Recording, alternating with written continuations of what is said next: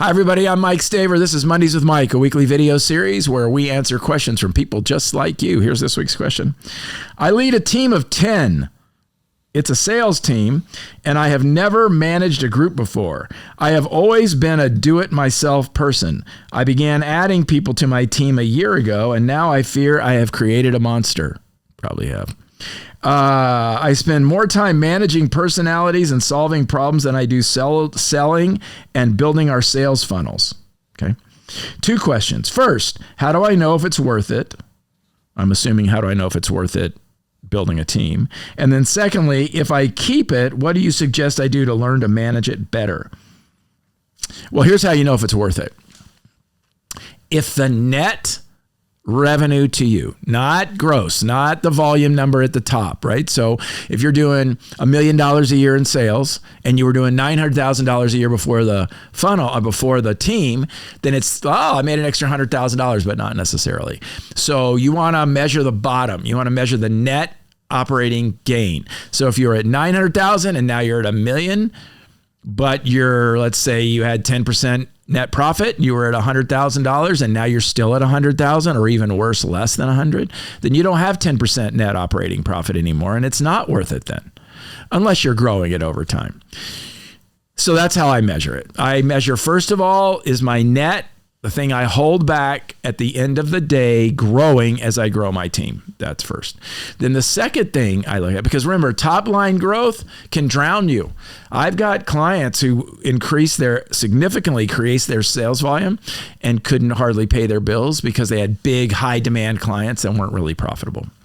The second question you have is, if it is worth it, what do I suggest you do to learn to manage it better? You got to get a coach. Of course, you knew I was going to say that. Got to get a coach. Take every leadership class you possibly can.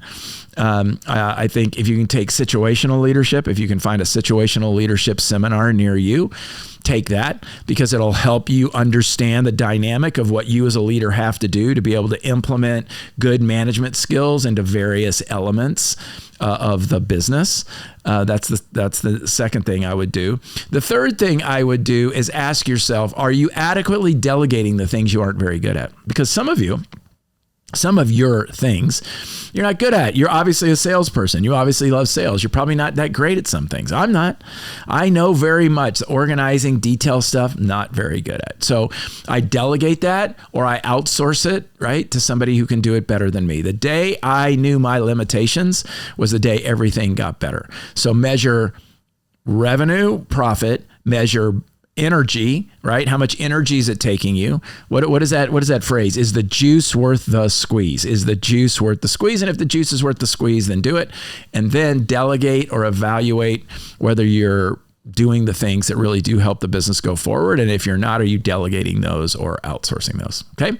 Hope that's helpful. And I'd give it about a year or 6 months to really know on a sales organization, especially if you're selling high ticket items that take a long time to build your pipeline. You might need to take a little bit of time. So I usually give it about a year before I make that decision. Now, if I'm in a quick hit thing, let's say that I own a franchise of something, a carpet cleaning franchise as an example, and I'm building a big team, I should know right away whether my salespeople are doing well, because that's a quick hit, relatively low revenue model that you can measure right away.